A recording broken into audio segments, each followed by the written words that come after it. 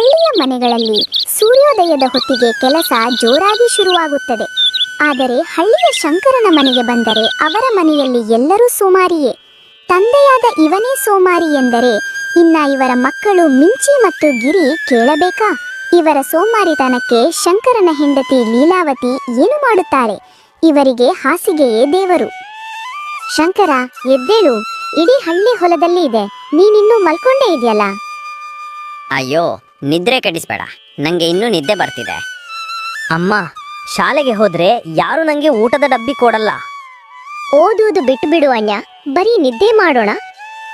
ಮಕ್ಕಳಿಗೂ ಕೆಲಸಕ್ಕಿಂತ ನಿದ್ದೆಯೇ ಮುಖ್ಯ. ಈ ಮನೆ ಜನರಿಗೆ ಬೆಳಗ್ಗೆ ಅಂದರೆ ಮತ್ತೊಂದು ನಿದ್ದೆಯ ಸಮಯ. ಅಯ್ಯೋ, ನಾನು ಒಬ್ಬಳೇ ಏನು ಮಾಡಲಿ?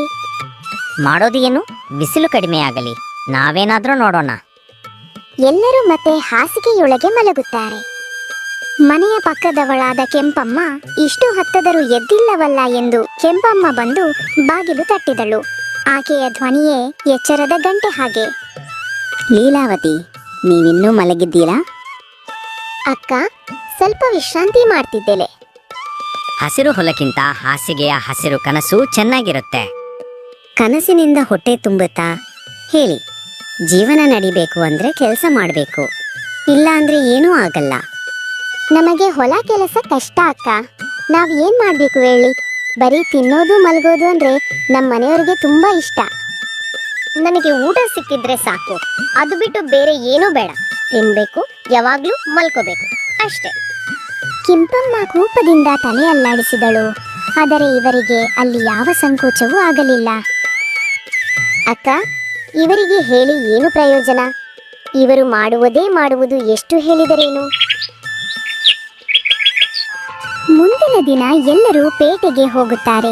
ಎಲ್ಲರಿಗೂ ಖುಷಿ, ಆದರೆ ದುಡಿಮೆಗೆ ಅಲ್ಲ, ಅಲ್ಲಿ ತಿನ್ನುವುದಕ್ಕೆ ಮಾತ್ರ. ಅಪ್ಪ, ಪೇಟೆಗೆ ಹೋಗೋಣ, ನನಗೆ ಆಟಿಕೆ ಬೇಕು, ಅಲ್ಲಿ ಎಲ್ಲ ಸಿಗುತ್ತೆ. ನನಗೆ ಜಿಲೇಬಿ ಬೇಕು, ಅದು ಸಿಗುತ್ತೆ ಅನ್ನೋದಾದ್ರೆ ಹೋಗೋಣ. ನಡೆಯೋದು ಕಷ್ಟ, ಎತ್ತಿನಲ್ಲಿ ಹೋಗೋಣ, ಅವಾಗ ಏನು ಕಷ್ಟ ಆಗೋದಿಲ್ಲ. ಅಲ್ಲರಿ, ಎತ್ತು ದಣಿದರೆ ಪಾಪ ಅವಕ್ಕೆ ಕಾಲು ನೋವಲ್ವಾ ಅಷ್ಟು ದೂರ ನಡೆಯೋಕೆ? ಎತ್ತು ದುಡಿಯೋಕೆ ಹುಟ್ಟಿದೆ, ನಾವು ನಿದ್ದೆ ಮಾಡೋಕೆ. ನಮಗೆ ಚಿಂತೆ ಯಾಕೆ, ಸುಮ್ಮನೆ ಬಾ. ಇವರ ಈ ಮಾತು ಕೇಳಿ ಹಳ್ಳಿಯವರಿಗೆ ನಗುವಿಗೆ ಕಾರಣವಾಯಿತು. ಆದರೆ ಇವರಿಗೆ ಆ ನಗುವು ಸಿಹಿಯಂತೆ. ಎಲ್ರೂ ನಮ್ಮ ಮೇಲೆ ನಗ್ತಾರೆ ಅಪ್ಪ, ನಾವು ಎತ್ತಿನಲ್ಲಿ ಹೋದ್ರೆ. ನಗಲಿ, ಆದರೆ ಜಿಲೇಬಿ ಕೊಡಲಿ ಸಾಕು, ಅವರು ನಕರಿ ನಮಗೆ ಏನು ಆಗ್ಬೇಕು ಅಲ್ವಾ? ಹೀಗೆ ಇವರ ಪೇಟೆ ಯಾತ್ರೆಯು ಸೋಮಾರಿತನದ ಕಥೆಯಾಗಿತ್ತು. ಹಳ್ಳಿಯ ಜಾತ್ರೆ ಜನರಿಂದ ಗದ್ದಲವಾಗುತ್ತಿತ್ತು. ಆದರೆ ಈ ಕುಟುಂಬ ಕುರ್ಚಿ ಹಿಡಿದು ಕೂತು ತಿನ್ನುವುದೇ ಮುಖ್ಯ ಎಂದುಕೊಂಡಿತ್ತು. ಅಪ್ಪ, ನಾವು ಆಟ ಆಡೋಣವಾ? ಚೆನ್ನಾಗಿರುತ್ತೆ. ಅಯ್ಯೋ, ಓಡೋದು ಬೇಕಾ? ಇಲ್ಲೇ ಕೂತು ನೋಡುವುದೇ ಸಾಕು. ನನಗೆ ಹೋಳಿಗೆ ಬೇಕು. ಅಮ್ಮ, ಹೋಳಿಗೆ ಸಾಲಿನಲ್ಲಿ ನಿಂತ್ರೆ ತಗೋಬೇಕು. ಇವಾಗ ಸಾಲಿನಲ್ಲಿ ನಿಲ್ಲೋರು ಯಾರು? ಸಾಲಿನಲ್ಲಿ ನಿಲ್ಲೋಕೆ ನನಗೆ ಸಿಟ್ಟು. ಯಾರಾದ್ರೂ ತರ್ಲಿ, ನನಗೆ ಆಗಲ್ಲ. ನೀನೇ ಹೋಗೋ ಮಿಂಚಿ. ಇವರ ಸೋಮಾರಿತನಕ್ಕೆ ಪಕ್ಕದಲ್ಲಿದ್ದವರು ನಕ್ಕರು. ಜಾತ್ರೆಯಲ್ಲಿ ಎಲ್ಲರೂ ಆನಂದ, ಆದರೆ ಇವರಿಗೆ ತಿನ್ನೋ ಆಸೆ ಮಾತ್ರ. ಅಪ್ಪ, ನಾವು ಏನು ಕೆಲಸ ಮಾಡಲ್ಲ ಅಲ್ವಾ? ಯಾಕೆ? ಏಕೆ? ತಿನ್ನೋದು ದೊಡ್ಡ ಕೆಲಸ ಅಲ್ವಾ ಮಗ? ಅದು ಮಾಡಿದ್ರೆ ಸಾಕಾಗಿದೆ. ಸೋಮಾರಿತನದಿಂದ ಹೊಲ ಬತ್ತಿ ಹೋಯಿತು. ನೆರೆಹೊರೆಯವರು ಹೊಲ ನೋಡ್ತಾ ನಕ್ಕರು. ಶಂಕರ, ನಿನ್ನ ಹೊಲ ಬತ್ತಿ ಹೋಯಿತು. ನಾವು ಹೇಳಿದರೂ ಕೇಳದೆ ಹೊಲ ನೋಡಲಿಲ್ಲ. ನೋಡು ಇವಾಗ ಏನಾಯ್ತು. ಬತ್ತಿ ಹೋದ್ರೆ ಏನು, ಮಳೆ ಬರೋವರೆಗೂ ಕಾಯೋಣ ಅಷ್ಟೇ, ಅದರಲ್ಲೇನಿದೆ. ಅಪ್ಪ, ಬತ್ತಿ ಹೋದ್ರೆ ಅನ್ನ ಹೇಗೆ ಸಿಗುತ್ತೆ ಹೇಳಿ? ಅನ್ನನ್ನೇ ಇಲ್ಲ ಅಂದ್ರೆ ಜಿಲೇಬಿ ಹೇಗೆ ಸಿಗುತ್ತೆ? ಕನಿಷ್ಠ ನೀರು ಹಾಯಿಸಬೇಕಿತ್ತಲ್ಲ. ನೀವು ಕೆಲಸ ಮಾಡದೆ ನೋಡಿ ಎಂತಹ ಪರಿಸ್ಥಿತಿ ಬಂದಿದೆ ನಮಗೆ. ಇವರಿಗೆ ಹೊಲದ ಬೆಲೆ ಗೊತ್ತಿರಲಿಲ್ಲ. ಹಳ್ಳಿಯವರ ಮಾತುಗಳು ಗಾಳಿಯಂತೆಯೇ ತೂರಿ ಹೋಯಿತು. ದುಡಿಮೆ ಇಲ್ಲದ ಮನೆಯಲ್ಲಿ ಬಾಳೋಕೆ ಆಗ್ತಾ? ದೇವರೇ, ನಾವೇನಾದ್ರೂ ಯಾರು ಬಾಳಿಲ್ಲದ ಬಾಳು ಬದುಕ್ತಿದ್ದೀವಿ ಅನ್ಸುತ್ತೆ ಅಲ್ವಾ? ಅಮ್ಮ, ಊಟ ಏನು? ಹೊಟ್ಟೆ ತುಂಬಾ ಹಸಿಯುತ್ತಿದ್ದೆ, ಬೇಗ ಬಡಿಸು. ನನಗೆ ಹಸಿವು, ಬೇಗ ತಗೊಂಡು ಬಾ ಅಮ್ಮ. ಮನೆಯೊಳಗೆ ಅಡುಗೆ ಮಾಡಲು ಏನೂ ಸಾಮಗ್ರಿ ಇಲ್ಲ, ಆದರೆ ಹೊಟ್ಟೆ ಕೇಳಬೇಕಲ್ಲ. ಎಲ್ಲರಿಗೂ ಹಸಿವು ಹೆಚ್ಚಿತು. ಪಕ್ಕದ ಮನೆಗೆ ಊಟಕ್ಕೆ ಹೋಗೋಣ ಅಷ್ಟೇ, ಯಾರೂ ತಲೆ ಕೆಡಿಸ್ಕೋಬೇಡಿ. ಪ್ರತಿದಿನ ಹೀಗೆ ಹೋಗೋದು ಸರಿನಾ? ಅಪ್ಪ, ಅವರು ಎಷ್ಟು ದಿನ ಊಟ ಹಾಕ್ತಾರೆ? ಈ ಕುಟುಂಬಕ್ಕೆ ಊಟ ಅಂದರೆ ತಮ್ಮ ಶ್ರಮವಲ್ಲ, ಇತರರ ಶ್ರಮ. ನನಗೆ ಹೋಳಿಗೆ ಅಕ್ಕಪಕ್ಕದ ಮನೆಯಲ್ಲಿ ಸಿಗುತ್ತಾ? ಕೇಳಿ ತಿಂದ್ರೆ ಸಿಗತ್ತೆ. ನೋಡು ಏನ್ ಮಾಡ್ತೀಯಾ ಅಂತ.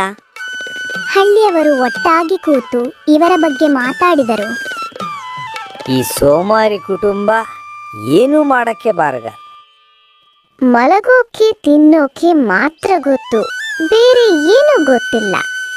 ಹೀಗಾದ್ರೆ ಇವರ ಜೀವನ ಹೇಗೋ ನನಗಂತೂ ಗೊತ್ತಿಲ್ಲ. ಹಳ್ಳಿಯವರ ನಗು ಇವರಿಗೆ ತಟ್ಟಿದರೂ ಬದಲಾವಣೆ ಬರಲಿಲ್ಲ. ಒಂದು ದಿನ ಬಿತ್ತನೆ ಸಮಯ ತಪ್ಪಿ ಹೋಯಿತು, ಹೊಲ ಹಾಳಾಯಿತು. ಈಗ ಅನ್ನ ಸಿಗಲ್ಲ, ಏನ್ ಮಾಡೋದು? ಹಸಿವಿದ್ದರೆ ಯಾರಾದರೂ ಕೊಡುವರು, ಅದಕ್ಕೇನು ಹೇಳು. ಅಪ್ಪ, ಎಲ್ಲರೂ ಕೊಟ್ಟರೆ ಮಾತ್ರ ಬಾಳ್ವೇನಾ? ಹೀಗೆ ಎಷ್ಟು ದಿನ ಬೇರೆಯವರ ಮನೆಯಲ್ಲಿ ತಿನ್ಕೊಂಡು ಇರೋದು ಹೇಳಿ? ಮಕ್ಕಳ ಪ್ರಶ್ನೆ ಗಂಭೀರವಾಗಿತ್ತು, ಆದರೆ ಶಂಕರನಿಗೆ ಉತ್ತರ ಇರಲಿಲ್ಲ. ಹಳ್ಳಿ ಹಿರಿಯರು ಇವರನ್ನು ಕರೆದರು, ಇವರಿಗೆ ಬುದ್ಧಿ ಹೇಳಲು. ಶಂಕರ, ನಿನ್ನ ಸೋಮಾರಿತನದಿಂದ ನಿನ್ನ ಮನೆ ಹಾಳಾಗಿದೆ. ಅಯ್ಯೋ, ಕೆಲಸ ನನಗೆ ಸರಿ ಬರುತ್ತಿಲ್ಲ, ನಾನೇನು ಮಾಡಲಿ? ಬರೀ ನಿದ್ದೆ ಮಾಡಬೇಕು ಅನಿಸುತ್ತದೆ. ದುಡಿಮೆ ಇಲ್ಲದೆ ಬದುಕು ಬರುವುದಿಲ್ಲ, ದುಡಿಮೆಯೇ ಜೀವನ, ತಿಳಿದುಕೋ. ಅಪ್ಪ, ನಾವು ಕೆಲಸ ಮಾಡೋಣ ಬಿಡಿ, ಕಷ್ಟಪಟ್ಟರೆ ಫಲ ಸಿಗೋದು, ಬರೀ ಕೂತು ಉಂಡರೆ ಅಲ್ಲ. ಹೌದು, ನನಗೆ ಹಸಿವು ಬರದಂತೆ ಕೆಲಸ ಮಾಡೋಣ. ಮಕ್ಕಳ ಮಾತುಗಳು ಅವರ ಮನಸ್ಸಿಗೆ ತಟ್ಟಿದವು. ಶಂಕರ ಯೋಚನೆ ಶುರು ಮಾಡಿದನು.